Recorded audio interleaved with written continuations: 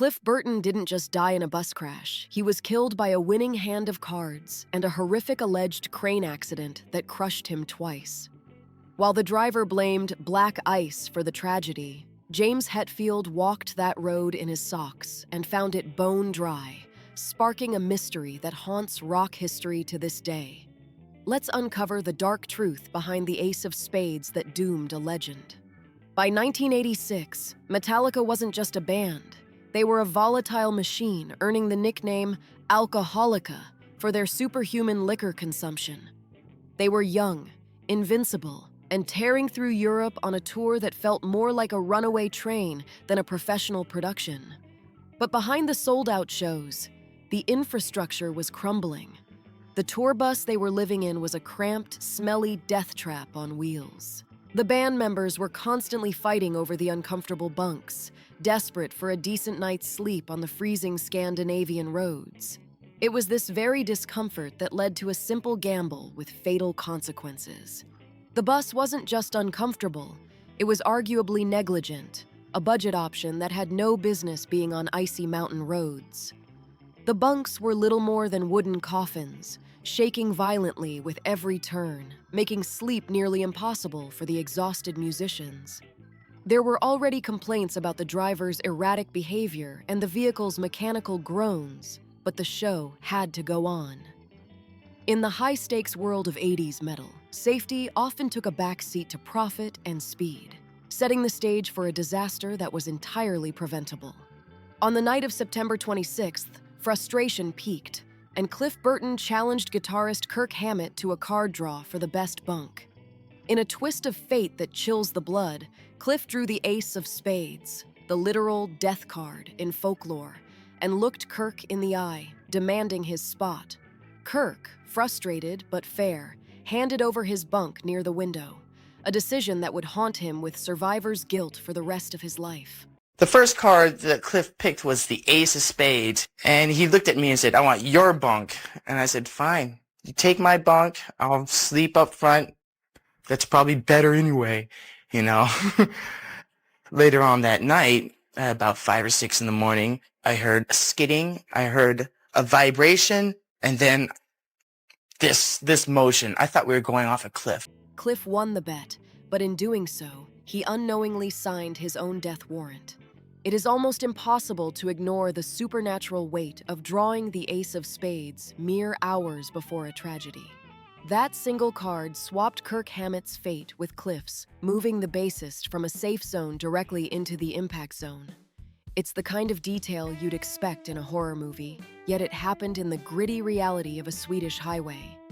Fate played a cruel hand that night, sparing one legend only to claim another in the most brutal way imaginable. Do you believe in omens like the death card, or was this just terrible luck? Let us know in the comments. At 7 a.m., the band was asleep when the bus suddenly began to swerve violently, waking everyone in a panic. The tires screamed against the pavement before the vehicle careened off the road and flipped onto its side, shattering windows and crushing metal. In the chaos of the tumble, the centrifugal force threw Cliff Burton through the window he had fought so hard to sleep next to.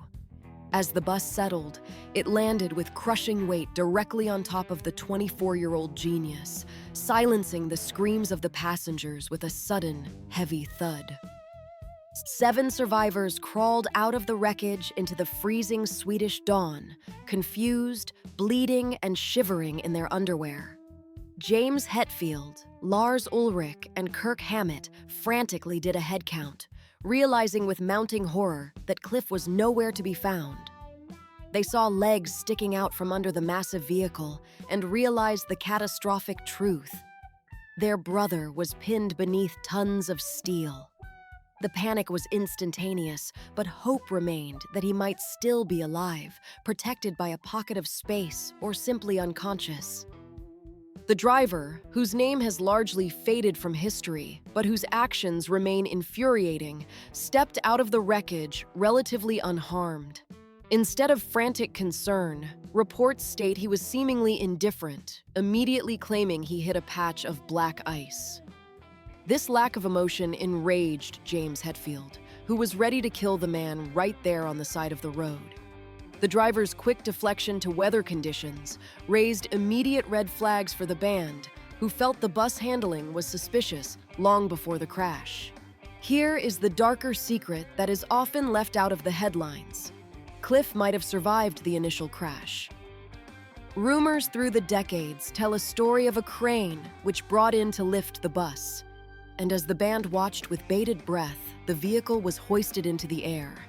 Suddenly, the cable snapped, or the specialized chain slipped, and the bus crashed down a second time, crushing Cliff all over again. This horrific second drop is the nightmare that haunts the survivors, leaving them to wonder forever if the crash killed him, or if the rescue attempt sealed his fate. A crane turned up, a big crane with a jib and all that, and they hooked a chain around the bus, and they picked the bus up.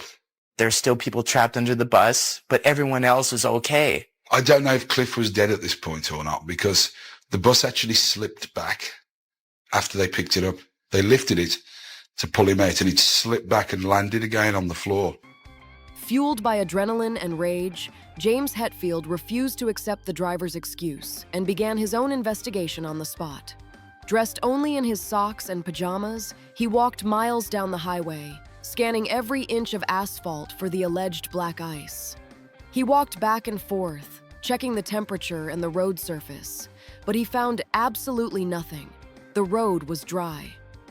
This was the moment James realized this was likely not an accident, but a case of gross negligence that had cost his best friend his life. What happened? What's going on? Is this guy drunk or la la la? Oh, we hit some black ice. And I recall in my underwear, and socks, walking for miles, looking for this black ice, walking back going, where's this black ice? I don't see any black ice. And I wanted to kill this guy. I was gonna end him there.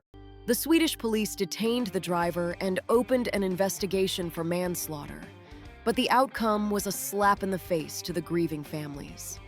Despite the band's testimony and the lack of ice, the investigation concluded that the cause was indeterminate and the driver was released without charge.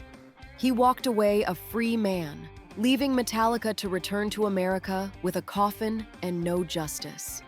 It remains one of the most controversial legal conclusions in music history, fueling conspiracy theories for decades. If you're enjoying this deep dive, please hit the like button and subscribe. It helps us bring you more true rock mysteries. Theories regarding the driver's state have circulated for nearly 40 years, with many speculating he was either drunk or fell asleep at the wheel. Some sources suggest he had rested during the day, but the erratic swerving suggests a loss of focus, inconsistent with hitting a patch of ice.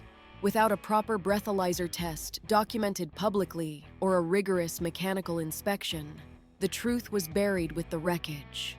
The metal community has never forgiven this nameless figure, viewing him as the man who robbed the world of a virtuoso. For Kirk Hammett, the tragedy is a psychological burden he carries every single day. He has openly admitted that he often thinks, "It should have been me," knowing that if he hadn't lost that card game, he would be the one in the ground. This survivor's guilt is a heavy cross to bear, knowing that your life was purchased with the death of your friend. It changed Kirk from a carefree kid into a man who understood the fragile, random cruelty of existence. The shockwave of Cliff's death reached former Metallica guitarist Dave Mustaine, who was not even called by the band but found out through a manager. Despite his bitter rivalry with Metallica, Dave was devastated, as he had always respected Cliff as the band's true talent. In a single sitting, fueled by tears and drugs, he wrote the music for the Megadeth classic, In My Darkest Hour. It was a rare moment of vulnerability, where the thrash metal tough guy facade crumbled under the weight of genuine loss. When Metallica hired Jason Newsted to replace Cliff, they didn't welcome him, they tormented him. The band couldn't process their grief, so they turned Jason into a punching bag, subjecting him to relentless hazing and psychological abuse. They ran up massive room service bills on his tab and tricked him into eating wasabi balls, but the cruelty was a mask for their own pain.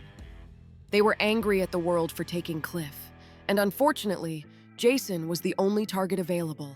This misplaced aggression culminated in the production of the album, And Justice for All, where Jason's bass tracks were turned down until they were practically inaudible. It is widely believed this was a subconscious attempt by Lars and James to erase the bass player because they couldn't bear hearing anyone other than Cliff. It stands as a sonic monument to their grief, a masterpiece that sounds hollow, missing the heart that Cliff used to provide. What's your take on the Justice mix? Did they ruin the album, or does the dry sound fit the mood? Tell us below. Examining Cliff's final days reveals chilling details that suggest he may have sensed his time was coming to an end. The lyrics he wrote for To Live Is to Die, which were released after his death, ask, "Cannot the kingdom of salvation take me home?" These words, combined with his fascination with H.P. Lovecraft and the macabre, paint a picture of a man deeply in tune with the darker side of existence. It adds a layer of mystique to his legacy, as if he was a visitor from another plane who knew he wouldn't stay long. Cliff Burton wasn't just a bass player. He was a classically trained composer who played the bass like a lead guitar. His use of distortion and wah pedals on tracks like Anesthesia, Pulling Teeth, revolutionized the instrument and proved that the bass could be the star of the show. He taught James Hetfield about harmony and melody, arguably making him the songwriter he is today. Without Cliff's early influence, Metallica might have remained a noisy garage band rather than becoming the stadium-filling titans of rock. The greatest tragedy is the what-if scenario. Had Cliff lived, the despised Black Album era might never have happened. Cliff despised the commercialization of music, and many fans believe he would have kept Metallica on a heavier, more progressive path. His death forced the band to simplify their sound to survive, inadvertently leading to their massive mainstream success. In a twisted irony, the band became the biggest act in the world, only because they lost their most artistic member. Cliff Burton's death remains a brutal reminder of how quickly life can change. One card, one patch of ice, one snapped cable. The mystery of the driver's negligence and the horror of the rumored second drop continue to fuel debates among fans nearly 40 years later. We may never get justice for the accident, but we can keep the memory of the major rager alive by playing his music loud. Enjoying our deep dives into rock and roll's history? Please drop us a like and a subscription to support the channel, and feel free to click one of the videos on your screen to continue learning about classic rock's dark past. We'll see you there. Until next time.